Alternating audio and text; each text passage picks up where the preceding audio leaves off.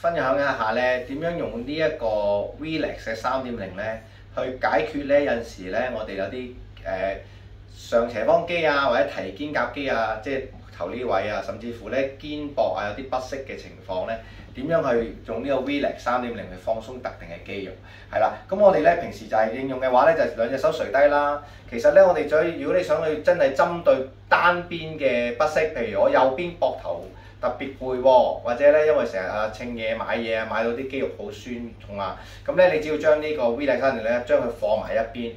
係啦，即係側埋一邊。咁咧嗰個摩打嗰個三維按摩個位置咧，就會轉移咗去咧你嘅啱啱好正中就係上斜方肌右邊嘅上斜方肌同埋個提肩胛肌嘅位置。咁呢兩條肌肉咧，好多時因為咧我哋成日可能戚起個膊頭做嘢啊，或者要稱嘢啊、隻手稱重嘢啊，都會比較緊張嘅。咁所以咧呢個位置咧，如果咁樣擺側嘅時候咧，好似咧就係人手咁樣幫你喺度攣緊嗰個肌肉。